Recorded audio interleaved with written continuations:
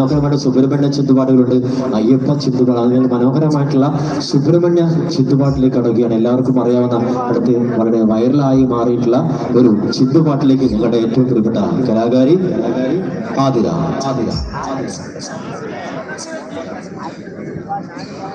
വള്ളിത്തിരുമകളെ തുള്ളിക്കളിതാ